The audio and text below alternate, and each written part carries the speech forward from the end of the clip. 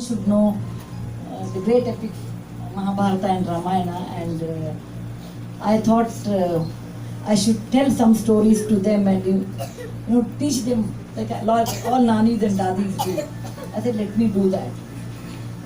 And when I decided to do that, I told the story of Krishna and Rasali. Krishna and how he climbed the tree and took away all the clothes, and women, Gopikastri prayed him, and then he gave. I felt it's a very nice story, that praying God that you are everything or something that kind. My granddaughter Krishna immediately corrected me. She said, Ajji, that is not correct. I will tell you Krishna's story. She said, Krishna was a very naughty boy, and one day he went to swimming pool.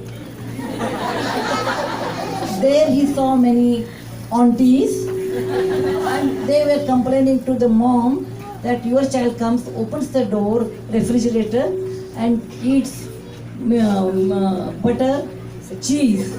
Okay? So he thought he should really teach them a lesson. When he wanted to go inside, they said, no, you can't go, it's a ladies' hour. So he went to first floor. Then he took away all the clothes from the dressing room, and then he was waiting what they will do. All aunties had a swimming session, and after the swimming session was over, they had a bath, shower, and they came. There were no dresses at all. They thought, oh, this is Krishna who must have done. They called Krishna from the first floor and told him, look, if you don't give our dresses, then we will sue you. And he said, okay. Then after some negotiation they gave. And I was heartbroken. I said, where I think of Krishna, the Lord, the young boy, Balakrishna, Gopala Krishna, so many ways we call him, a naughty young boy. He's a kid of this age. And he's, Yamuna, beautiful flowing Yamuna river on a full moon day. Okay, in the evening time they are going for a bath. And he's taking the sari. There is a description of saris which my grandmother is telling. There's a black sari with a red border, the red sari with a black border, the white sari with a pink border. All these saris were there. And suddenly where he goes to, then at the end they say, Krishna, you are the ultimate. We are come to, we are only praying you, nobody is there other than you for us. And when they lift their both hands, he feels pity and he gives. Here are they are going to sue him. Oh my God, what are my grandchildren studying about Krishna this way? Then I felt, probably the kind of environment they live, there, this Krishna story or any Bhagavata story, any our epic story do not make any sense to them. It has to be told in a proper way, much simpler way. And more than my grandchildren, I felt my daughter should know that. Absolutely. It is the mothers who should know, then they can pass it on to children. Yes, if you have to tell the story. So when you have written the tales, the unusual tales, why did you say unusual? See, there are thousands of stories in Bhagavata, in Purana, Ramayana. Ramayana is less actually, Bhagavata is more. And Devi Mahatmya, many stories are there. But so most of them are difficult to read because there is too much exaggeration, there is too much illogical narration. And the complexities in it all. And actually I sent a book to my daughter. She sent me a return email saying that I cannot go after 10 pages. It is too much to read. Can you send some book which is very simple to read, but keeping the same crux inside, easy words, and I can read like, I'm in a train, I can read. That kind, but I don't want this huge fat book you send, and there is 80% of them are only exaggeration or praising God all the time. Just I want something simple, yet part of the story, and that is the reason I thought I should write these. But it is unusual in the meaning. There are, when you ask anyone youngsters, not their mothers, if you ask, tell me the story of Mahabharata, they will tell first Mahabharata Yuddha, Gandhari being blind, and Krishna, Krishna becomes the Sarathi, etc. But these are the normal stories. There are very unusual stories are there. The story of Barbaraka. It's a very unusual story. I was working in Rajasthan, and there was a Mela. So I like to always participate in unusual activities as well.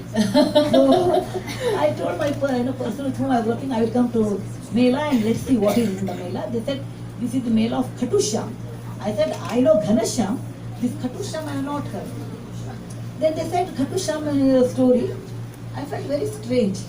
On a little mount there is only a head portion and they worship. Then I went back and searched. Then I realized it was the story of the Barbarika of Khatusham. Then I felt I must inform this one to the next generation. There is this tradition of Khatusham and very unusual. We know Krishna as Makhan Chor, you know Krishna was a naughty boy. But Krishna was a great strategist in Mahabharata. So I made 7 points of Krishna. Krishna the most important strategist in the entire world.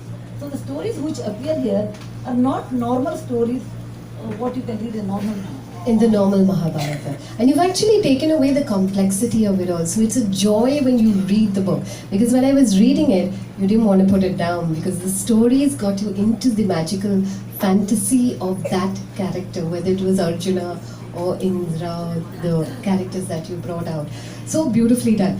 Tell me, ma'am, when you start writing these books, whether you've written your grandma's stories and brought out a princess that turned into an onion, or the bearded man who didn't let the fire stop until it reached his beard. I mean, such beautiful fantasies that you create. Do you become that 6-year-old or that 8-year-old when you're writing the story?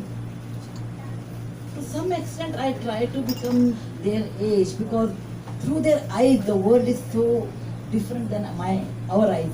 We don't appreciate anything. Look at them. There's a new balloon. How happy they are. For us, seeing a new balloon doesn't make any sense.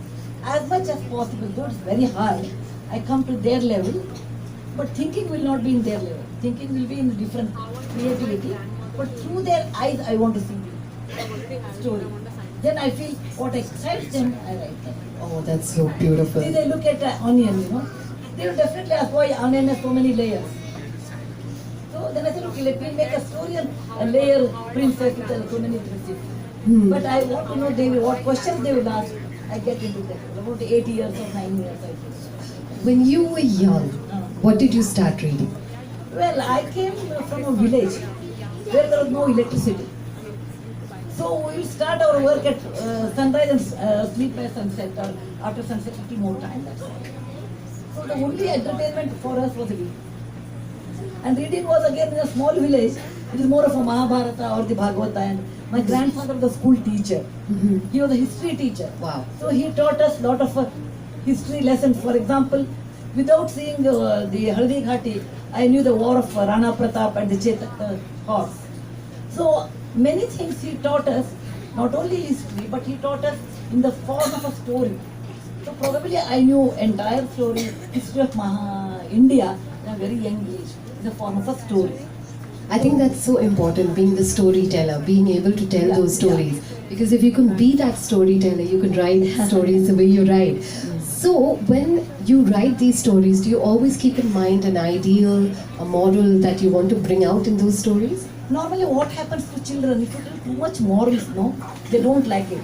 And they come into like moral science class even at home. You should not tell them directly. But if you tell a story and you hide the meaning in that.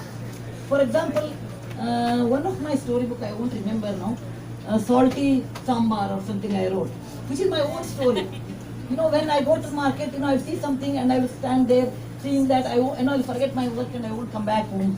If I go to someone's house to ask something, or my mother will send, go and fetch something from somebody's house. I'll go there, then there will be something is going on, I'll sit there, I'll forget.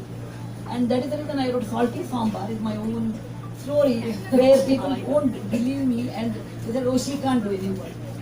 So how the sambar was boiled, and my mother thought, I will definitely forget. She put the salt. I put salt because everybody tells me that I can't do any work, so I will put salt.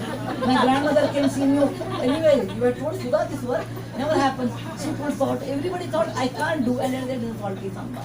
So that was my experience, and some imagination. It's like a weaving a cloth actually. Many threads will be there. Many threads will be there. Your imagination, your observation, then you hear something.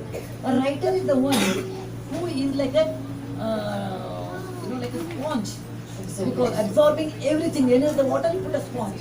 So the writer is the one who is like a sponge. So I absorb many things from different parts of life, and then I. So, which were the books that you started reading with, apart from the tales that your father told you? And Maybe around, actually I written an article on that, books for at least one library. In that I have written, there was a small library in our village and I finished all the books. I started reading in Kannada first because I'm a Kannada medium SSLC, and later in college I did English medium. So initially my reading was only in Kannada, my mother tongue, and I'm very proud about it because I read the greatest classics when I was very, very young. And later to English, but I prefer UK writers than American writers. okay. Because somehow their way of expression is better than American. I don't know, it's very subjective. And I enjoy English writers a lot. Who are your Jerome K. favorites? Jerome, I like Jerome K. Jerome. Unusual books I used to like.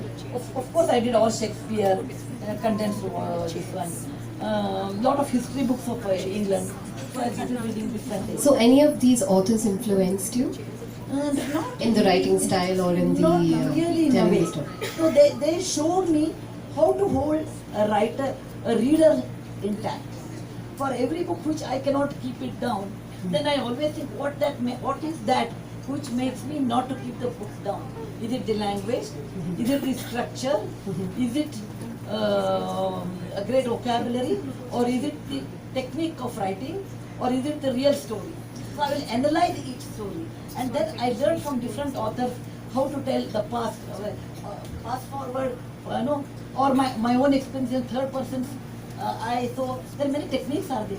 So every writer has a technique, and I learned that from different authors. So, if we have so many young readers and authors and people who want to read and write and tell a story, what would you recommend? How should you go about it? 3 best practices. Actually, it is not computers. If it were computers, I would have told you. Section A, if A is greater than B, go to B. B is greater than C, go to B. Because it's a logic. I'm sure Anuradha ji is here. She is Saraswati Putri. You ask her, tell me how can you sing the best way? It's very difficult to say. But little bit I can make it little bit logical. If somebody wants to be a writer, I'm sure all these people will be better than me when they grow up. A, they should read a lot. That's a must.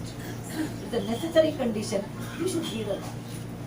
B, you should be sensitive. If you are not sensitive, it doesn't matter then, whatever you read. You have to observe and be sensitive. Somebody is crying, how does it matter to me? Then you can't write anything. Why the person is crying? What's going on in her or his mind? What is the reaction for that?